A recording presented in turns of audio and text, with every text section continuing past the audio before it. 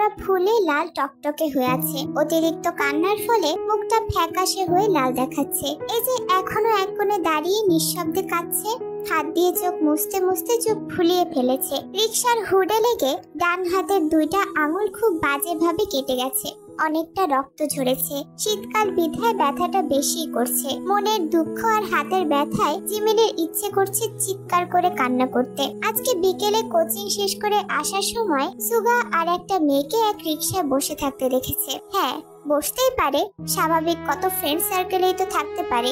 কিন্তু দুজনে শুধু বসেই ছিল না, মেয়েটা সুগার গায়ে ঢলে পড়ে হাসছিল। সেই হাসির সাথে সুগার নিজেও হাসছিল। মেয়েটা সুগার চুল ঠিক করে দিচ্ছিল, গালে হাত দিয়েও গাল টেনে দিচ্ছিল। এই দৃশ্য দেখে জিমিনের মরে যেতে ইচ্ছে করেছে। সুগার গার্লফ্রেন্ড আছে? কই, কখনো তো জানতে পারিনি। কিন্তু সুগা কেন কখনো বলেনি? জিমিন খুব জানে যে সুগা তার দুর্বলতা টের পেয়ে গেছে, তার বুকের উত্তাল ঢেউ একটু হলেও দেখেছে। তাহলে কেন এই নির্বাক থাকা? কিসের এত এড়িয়ে চলা? সোজা সাপটা বলা যায় না আমার গার্লফ্রেন্ড আছে? জিমিন এইসব প্রশ্নের উত্তরের জন্যই সুগার মেসের নিচে দাঁড়িয়ে আছে। এত মানসিক চাপ নিয়ে থাকা যায় না। এসেছে সেই আসরের পর, এখন মাগরিবের আজান দিচ্ছে, কিন্তু জিমিন ঠায় দাঁড়িয়ে আছে। সুগাকে কিছু জিজ্ঞেস করার সাহস তার নেই। আবার এটাও ভয় লাগে, যা দেখেছে সব যদি সত্যি হয়, তার নিজেকে অসহায় লাগছে, তাই তো কাঁদছে। একতরফা প্রেমে এত কষ্ট কেন? সুগা চুপচাপ গিয়ে জিমিনের পাশে দাঁড়ায়। জিমিন সুগার উপস্থিতি টের পায় না। সে নিজের মতো কাঁদছে, হাত দিয়ে চোখ মুছছে। সুগা অপলক জিমিনের দিকে তাকিয়ে আছে। ফর্সা গায়ের রঙের অধিকারী মেয়েটা, সৌন্দর্যের একটুও কমতি নেই। কাটা কাটা নাক মুখ দেখলে যে কেউ জিমিনকে দেখে মুগ্ধ হতে বাধ্য হবে। এই সুন্দরী নিজের সবটা উজাড় করে সুগাকে চায়। সুগাকে একবার দেখার জন্য লুকিয়ে লুকিয়ে সুগার মেসের সামনে আসে। এক কথায় সুগাকে জিমিন অনেক ভালোবাসে। এই ভালোবাসার কথা কখনো জিমিন বলেনি, কিন্তু সুগা বুঝে গেছে। তীক্ষ্ণ চোখে তাকালেই সুগা জিমিনের মনটা পড়তে পারে। 3 বছর ধরেই সুগা জিমিনের মধ্যকার এই পরিবর্তন লক্ষ্য করেছে। এমনিতে জিমিন সুগাকে ভয় পায়, কখনো মুখ ফুটে কিছু বলে না। সুগা সবই বোঝে, সবই দেখে, কিন্তু বরাবরের মতো সে নিশ্চুপ। সে গলা খাকারে দিয়ে নিজের উপস্থিতি জানান দেয়। জিমিন সুগাকে দেখেই চোখ মুখ মুছে নড়ে চড়ে দাঁড়ায়। সুগা রাগ দেখাবে বলেও জিমিনের কান্না দেখে আর রাগ দেখাতে পারলো না। গম্ভীর গলায় বলল, এখানে দাঁড়িয়ে আছো কেন? এদিকে কোনো কাজ আছে? সুগাকে দেখে আর তার কথাগুলো শুনে জিমিনের বুকটা ভেঙে চুরে কান্না আসে। ধরা গলায় বলে, ফ্রেন্ডের বাসায় এসেছিলাম। সুগা মুচকি হাসে। জিমিনের বলা মিথ্যে কথাটাই মনে প্রাণে বিশ্বাস করে বলল, ও আচ্ছা। জিমিন সুগার দিকে তাকায়। উনি এমন কেন? এত নির্বাক কেন? সুগা জিমিনের চোখে চোখ রাখে। মেয়েটা কাঁদতে কাঁদতে চোখ মুখের কি হাল করেছে। জিমিনের কাজল চোখের এমন বেহাল দশা তার ভালো লাগছে না। আস্তে অথচ গম্ভীর গলায় বলল, কাঁদছো কেন? এমনি। এমনি কেউ কাঁদে? আমি কাঁদি।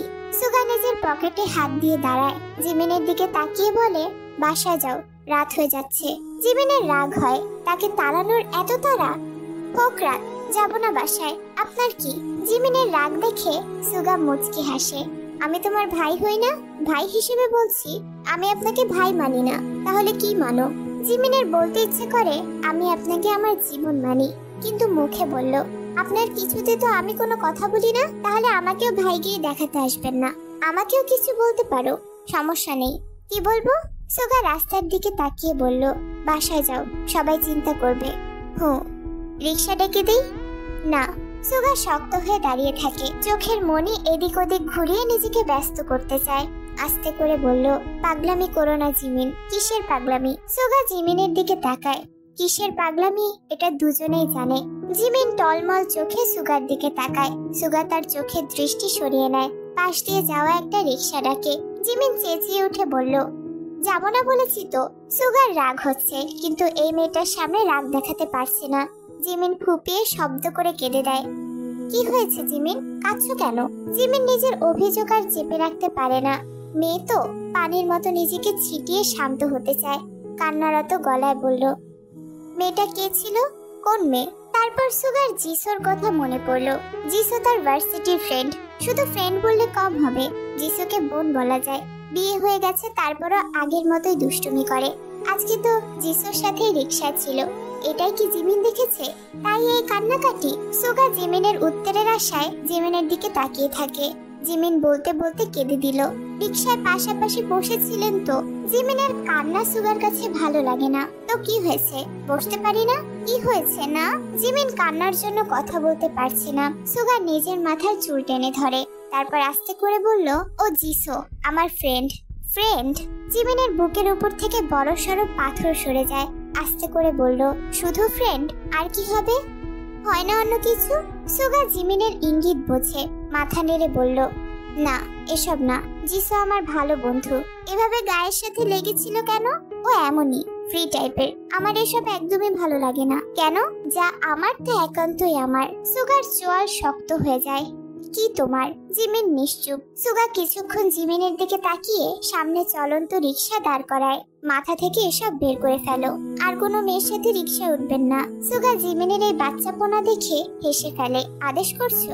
জিমিন সুগার চোখের দিকে ব্যাকুল হয়ে তাকায়। এসব আমার সহ্য হয় না। জিমিনের ব্যাকুলতা ঠিক সুগাকে ছুঁয়ে যায়, কিন্তু কণ্ঠে রুক্ষতা এনে ধমকে বলল, যাও, বাসায় যাও। আর কখনো মেসের নিচে আসবে না। ওই মেয়ে। জিমিন কথা শেষ করার আগেই সুগা আরো একটা ধমক দিল, থাপ্পড় দিয়ে কান ফাটিয়ে দেবো বেয়াদব। কথা কানে যায় না?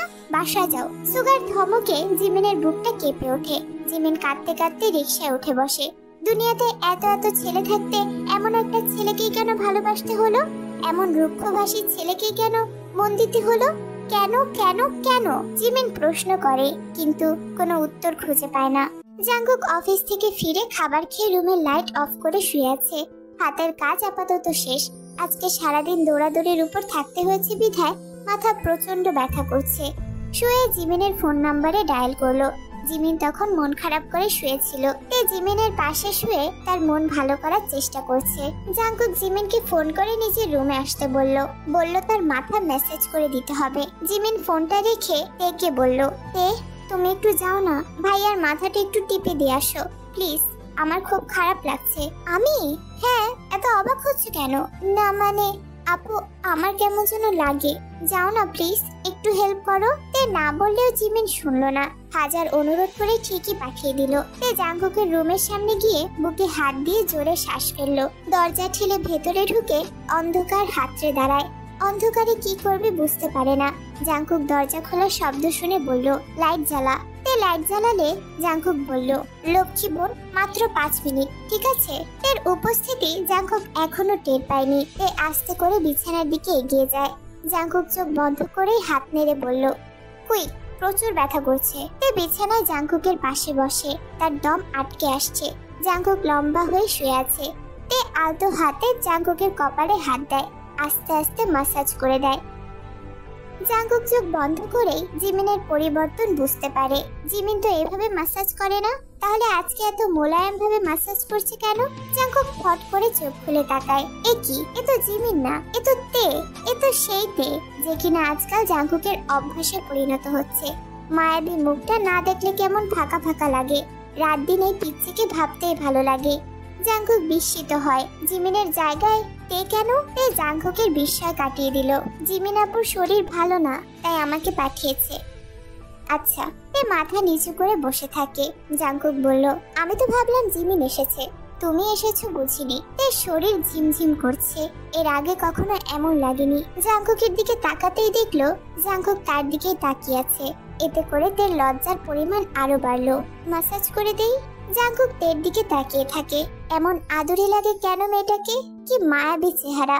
জাঙ্কুক ভাবছে মায়ের কথা মতো বিয়ে করলে এই মেয়েটা তার বউ থাকতো। এই রুম জুড়ে তের রাজত্ব চালাতো। সন্ধ্যা হলেই লম্বা রেশম চুলে বেনুনি পাকিয়ে সন্ধ্যা বেনিয়ে আমার ঘরময় ঘুরে বেড়াতো। এসব ভাবতেই হঠাৎ তের কথা শুনে জাঙ্কুকের হুঁশ ফিরল। থাক, লাগবে না, সমস্যা নেই, আমি ম্যাসাজ করে দিচ্ছি। জিমিন আপুর শরীরটা খারাপ, আর আপনারও তো মাথা ব্যথা করছে। জাঙ্কুক মিষ্টি করে হেসে চোখ বন্ধ করে। তার কোমল হাত জাঙ্কুকের কপালে রাখে, আস্তে আস্তে মাসাজ করে দেয়। জাঙ্কুকের কেমন যেন লাগছে। এর ছোঁয়া পেয়ে কিনা হৃৎপিণ্ডের কার্যক্ষমতা বেড়ে গেছে। এত জোরে লাফাচ্ছে মনে হচ্ছে তে শুনতে পাচ্ছে। জাঙ্কুক এক নজরে তেকে দেখে। জাঙ্কুকের এমন পাগলা করা চাহনি তে নিতে পারে না। জাঙ্কুক হঠাৎই বলে উঠল, তোমার হাত নেই তে? অবাক হয়। কি আজব প্রশ্ন। হাত না থাকলে মাসাজ করছি কিভাবে? তাও বলল আছে। কই আমি একটু ধরে দেখি। তে কিং কর্তব্য বিমূঢ় হয়ে তাকিয়ে থাকে। হাত আবার ধরার কি আছে? জাঙ্কুক আবার বলে ধরি। তে কিছু বলার আগে জাঙ্কুক আলতো করে তের হাত ছুঁয়ে দেয়। তোমার হাত খুব সফট, তুলতুলে, একদম তুলোর মতো। ব্যাস, এতটুকু কথা দিতে এত লজ্জা পায়, মুখের লজ্জায় লালিমা ভেসে ওঠে। জাঙ্কুকের পাশে থাকাই দায় হয়ে যায়। সে আস্তে করে বলল ব্যথা কমেছে? হ্যাঁ। তাহলে আমি যাই। জাঙ্কুকের ইচ্ছে করে আরো কিছুক্ষণ তেকে বসিয়ে রাখতে, লজ্জা মাখা মুখটা আরো দেখতে, বড় বড় চোখের পলক ঝাপটানি দেখে বুকের কাঁপন বাড়াতে। উফু, ব্যথাটা আরো বেড়েছে। তে ব্যস্ত হয়ে বলল কোথায় দেখি। জাঙ্কুক তার গালে হাত দেয়। উদ্দেশ্য তের হাতের ছোঁয়া গালে নেওয়া। এখানে ব্যথাতে, দেখো দেখো প্রচুর ব্যথা করছে। তুমি কি একটু ম্যাসাজ করে দেবে প্লিজ? তে জাঙ্কুকের করুণ মুখের দিকে তাকিয়ে আছে। লোকটা কি তের অস্বস্তি বোঝে না? তার যে অসহ্যকর অনুভূতি হচ্ছে এটা কি টের পাচ্ছে না? তার দম আটকে আসে। ডাগর চোখ পেলে জাঙ্কুকের গভীর চোখের দিকে তাকায়। আস্তে করে বলল আমি যাই। জাঙ্কুক মাথা নেড়ে বলল প্লিজ তে। জাঙ্কুকের অনুরোধ উপেক্ষা করতে পারে না। হাত দিয়ে জাঙ্কুকের গাল ধরে। জাঙ্কুক চোখ বন্ধ করে তের ছোঁয়া অনুভব করে। ইস, আমার কথা না শুনে লস হইল, বিরাট লস। শুনলেই আদরে প্যাকেজটা তার থাকতো।